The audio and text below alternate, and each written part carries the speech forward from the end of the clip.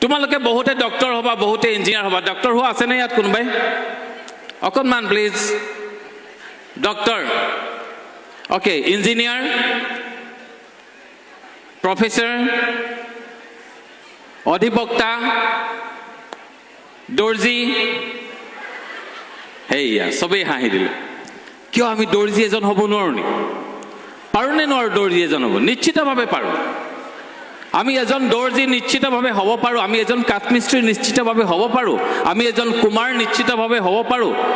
আমি এজন motor mechanic নিশ্চিতভাৱে হ'ব পাৰোঁ। আছে নহয় আমাৰ মাজত দৰ্জী, ডাঙৰ ডাঙৰ দৰ্জী আছে, যিবিলাকক আমি কি বুলি কওঁ? Fashion designer. কওঁ নে নকওঁ?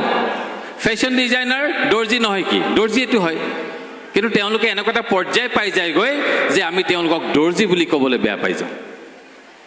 যি কি নহওক, তোমালোকৰ জীৱনৰ লক্ষ্য আছে আৰু প্ৰত্যেকে তোমালোকে নিজৰ নিজৰ জীৱনৰ লক্ষ্যত উপনীত হোৱা মোৰ শুভেচ্ছা আছে। কিন্তু মোৰ এটা অনুৰোধ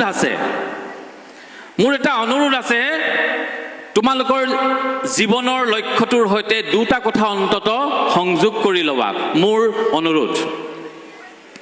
তোমালোকৰ যিয়ে নহওক, ডাক্তৰ হওক, ইঞ্জিনিয়াৰ হওক, অধিবক্তা হওক, যিয়ে নহওক, তোমালোকৰ এই জীৱনৰ লক্ষ্যটোৰ লগত দুটা কথা অন্তত সংযোগ কৰি ল'বা। এটা হৈছে, প্ৰথমটো কি? তোমালোকে ডাক্তৰ হোৱা, কিন্তু লগতে মানুহৰ কাৰণে চিন্তা কৰা এজন মানুহ হোৱা।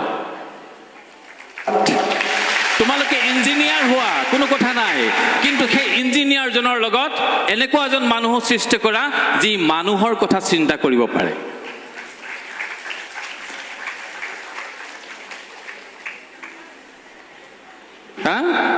ভূপেন হাজৰিকাৰ বহুদিনৰ আগতেই আমাৰ গীত লিখি থৈ গৈছে। আমি গীত গাই গাই ভাগৰি গ'লোঁ, গীত শুনি শুনি আমাৰ কাণ বিষাই গ'ল, কিন্তু সেই কথাটো আমি চাগে অনুভৱ কৰিবলৈ নিশিকিলোঁ। কি বুলি গাইছিলে? মানুহে মানুহৰ বাবে যদিহে অকণো নেভাবে, অকণি সহানুভূতিৰে ভাবিব কোনে নোকোৱা। মানুহে মানুহৰ বাবে। কিমান এটা ধুনীয়া কথা ভূপেন দাই আগতেই লিখি থৈ গৈছে, যে মানুহে যদি মানুহৰ কথা নাভাবে তেতিয়াহ'লে মানুহৰ কথা কোনে ভাবিব? তোমালোকক মই তোমালোকৰ জীৱনৰ লক্ষ্যটোৰ সৈতে এই কথাটো সংযোগ কৰিবলৈ এইকাৰণে কৈছোঁ, বৰ্তমান সমাজত ডাক্তৰৰ অভাৱ নাই, ইঞ্জিনিয়াৰৰ অভাৱ নাই, অধিবক্তাৰ অভাৱ নাই, কিন্তু মানুহৰ কাৰণে চিন্তা কৰা মানুহৰ খুবেই অভাৱ। মই এটা কথা সকলো মিটিঙতে কওঁ, মোৰ দেউতা এখন মটৰচাইকেল এক্সিডেণ্টত ঢুকাইছে। এখন তেওঁ মপেড চলাই গৈছিলে, হঠাৎ এখন বলেৰো আহি বিপৰীত দিশৰ পৰা খুন্দা মাৰিছিলে, আৰু দেউতা হয়তো বলেৰোখনৰ গ্লাছত খুন্দা খাই তেওঁ বহু দূৰ উফৰি পৰিছিলে, তেওঁৰ স্পট ডেড হৈছিল। বহুতে কয় মোক, দেখি থকা সঁচা নে মিছা মই নাজানো, মোৰ দেউতা বোলে 20 মিনিটমান জীয়াই আছে। কিন্তু সেই 20 মিনিট সময়ত ইমান মানুহ গোট খাইছিলে, ইমান মানুহ গোট খাই আছিলে, কি কৰিছিলে? সকলোৱে মোবাইলটো উলিয়াই ফটো তুলিছিলে, দেউতাৰ ভিডিঅ' কৰিছিল। এইটো আমাৰ স্বাভাৱিক প্ৰবৃত্তি। কোনোবাই কাৰোবাৰ বেয়াকৈ এক্সিডেণ্ট হৈছে, আমি ফটো তুলি ভাল পাওঁ। কাৰোবাৰ দুখবিলাক, কাজিয়া লাগিছে, ফটো তুলি ভাল পাওঁ। দুখবিলাক, বেয়া বস্তুবিলাক দেখুৱাই আমি ভাল পাওঁ। তো সেইকাৰণে কৈছোঁ, মানুহৰ বাবে চিন্তা কৰা মানুহৰ খুবেই অভাৱ হৈছে। গতিকে তোমালোকে সেই কথাটো অত্যন্ত মনত ৰাখিবা। তোমালোকে ডাক্তৰ হোৱা, ইঞ্জিনিয়াৰ হোৱা, যি হোৱা হ'বা, কিন্তু লগতে মানুহৰ কাৰণে চিন্তা কৰা এজন মানুহ হ'বা। 1 নম্বৰ কথা। আৰু 2 নম্বৰ কথা, তোমালোকৰ জীৱনৰ লক্ষ্যটোৰ লগত আৰু এটা কাম তোমালোকে সংযোগ কৰি ল'বা, এটা প্ৰতিশ্ৰুতি ল'বা, যে মই ডাক্তৰ হ'ম, ইঞ্জিনিয়াৰ হ'ম, কিন্তু মই জাতিটোৰ কাৰণে সেৱা কৰিম, বা মোৰ ৰাজ্যখনৰ কাৰণে কৰিম, মই অসমীয়া মানুহৰ কাৰণে কাম কৰিম। মই কোৱা নাই তোমালোকে আমেৰিকাৰ কাৰণে কাম নকৰিবা, মই কোৱা নাই তোমালোকে দিল্লীৰ কাৰণে কাম নকৰিবা, কৰিব লাগিব। কিন্তু ফাৰ্ষ্ট প্ৰিফাৰেঞ্চ কি? নিজৰ জাতিটো। নিজৰ জাতিটোৰ কাৰণে কাম কৰা মানুহৰো খুব অভাৱ হৈছে। অকণমান ভাল ৰিজাল্ট এটা কৰিলে আজিকালি ভাল প্ৰফেশ্যন এটা লৈ বাহিৰলৈ ওলাই যোৱাৰ প্ৰৱণতাটো মানুহৰ বেছি হৈছে। তোমালোকৰ শ্ৰদ্ধাৰ অধ্যক্ষ মহোদয়, অসমত তেওঁ যিখন শিক্ষানুষ্ঠান তেওঁ স্থাপন কৰিছে, যিখন শিক্ষানুষ্ঠান যি দক্ষতাৰে চলাই আছে, তেখেতৰ সন্মুখত মই ক'ব নালাগে। এই দক্ষতা তেওঁ অসমৰ বাহিৰত যদি কেনেবাকৈ কৰিলেহেঁতেন মই ভাবোঁ তেওঁৰ বেছি লাভ হ'লহেঁতেন। কিন্তু তেওঁ অসমতে এনেকুৱা এখন আগশাৰীৰ বিদ্যালয় স্থাপন কৰিছে, চলাই আছে, এইটো কাৰণে তেওঁ জাতিটোৰ কাৰণে কাম কৰিব খুজিলে। ভূপেন হাজৰিকাই বাংলা গীত গালে, হিন্দী গীত গালে, কিন্তু অসমীয়া সংস্কৃতিৰ ভঁৰালো তেওঁ চহকী কৰি থৈ গ'ল। এই কথাটো আমি মনত ৰাখিব লাগে। নিজৰ জাতিটোৰ কাৰণে আমি কাম কৰিব লাগিব।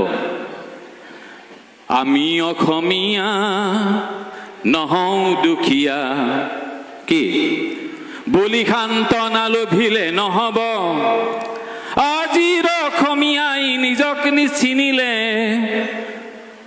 কি অসম ৰখাতলে যাব। আমি অসমীয়া, আমি যদি অসমীয়াই নিজকে চিনি নাপাওঁ, অলপ আগতে আমাৰ নুপুৰ মোমাইদেউ কৈ গ'ল যে ধ্ৰুপদী ভাষা হিচাপে স্বীকৃতি পাইছে আমাৰ অসমীয়া ভাষাটোৱে, কিন্তু আমি কিমানজনে অসমীয়া ভাষা আমি কওঁ? যিকেইজনে কওঁ আমি কিমান শুদ্ধতাৰে কওঁ, কিমান আন্তৰিকতাৰে কওঁ? মই ফেচবুকতে থাকোঁ, বহুতে মোক সোধে যে আপুনি ঘৰলৈ নাহে নেকি? মোৰো নাই, নাহোঁ, মই সময় পালেহে ঘৰলৈ আহোঁ, মই নহ'লে ফেচবুকতে থাকোঁ। তোমালোকে বহুতে হয়তো দেখিছা, ফেচবুকত মোৰ এটা পেজ আছে পাৰ্থ ছাৰ বুলি, মই তোমালোকৰ কাৰণে কিছুমান ভিডিঅ' বনাই থাকোঁ। আৰু মই অহৰহ সেই কথাটোকে চিন্তা কৰি থাকোঁ। মোৰ মানে পেচাৰ কাৰণে নহয় দেই, পেচাৰ কাৰণে বনোৱা হ'লে মই ডেইলি 2-3টা ভিডিঅ' বনালোঁ। মোৰ কেতিয়াবা মাহত 3টা ভিডিঅ' বনোৱা হয়। যিটো কথা ক'ব লাগে বুলি ভাবোঁ সেই কথাটোৱেই কওঁ। গতিকে আমি অসমীয়া হিচাপে চিনি পাব লাগিব। এতিয়া সেই ফেচবুকত মই দেখোঁ, যি ফেচবুকত অসমীয়া ভাষাটো লিখাৰ সুবিধা আছে, তাতো কিন্তু অসমীয়া মানুহে ইংৰাজী আখৰ ব্যৱহাৰ কৰি অসমীয়া লিখি থকা মই দেখি থাকোঁ। দেখোঁ নে নেদেখোঁ? কি খবৰ? KI কি খবৰ? KHBR খবৰ। কি কৰিছা? KI কি KRSA কৰিছা। What is this? এইটো কেনেকুৱা ভাষা?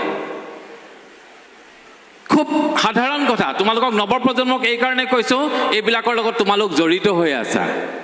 অসমীয়া ভাষাটো আমি ক'বলৈ কিয় লাজ কৰোঁ? অসমীয়া ভাষাটো ক'বলৈ আমি কিয় কুণ্ঠাবোধ কৰোঁ? আমি অসমীয়াত এখন দৰখাস্ত লিখিবলৈ কিয় বেয়া পাওঁ? গতিকে এই কথাবিলাকক তোমালোকে মন দিব লাগিব, কাৰণ কাইলৈৰ পৃথিৱীখন তোমাৰ হ'ব, তোমালোকৰ হ'ব। গতিকে তোমালোকৰ পৃথিৱীখন কেনেকৈ সজাবা তাৰ পৰিকল্পনাও তোমালোকে আজিয়ে কৰিব লাগিব।